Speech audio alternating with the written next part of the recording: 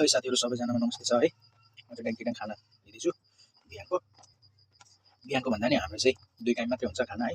हजुरहरुको के कस्तो छ? हाम्रो चाहिँ बिहान 10 बजे हुन्छ, त्यसपछि एकैचोटी बेलुका हो। अहिले बारीबाट काम गरेर आएको म चाहिँ साह्रै भोक लाग्यो। ड्याङ दिँदैछ है ल भात साथी हो। बुढीले साग पकाएको छ, धेरै मिठो छ है। हिजोको मासु ब्रेको 1-2 चोक्टा। के गर्नु साथी हो, मासु खाने बानी भयो, गाह्रो छ। मासु भएन भने त खाना छिर्नै मान्दैन हौ साथी हो घाँटीदेखि।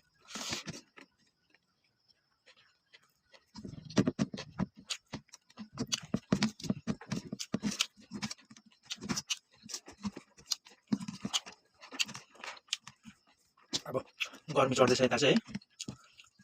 अब पाकिन्छ साथी हो। गर्मीमा के गर्नु गाह्रो छ।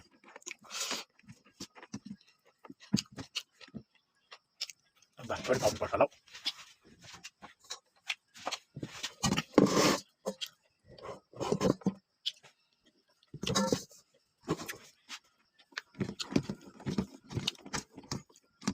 टेस्टी छ भात तरकारी।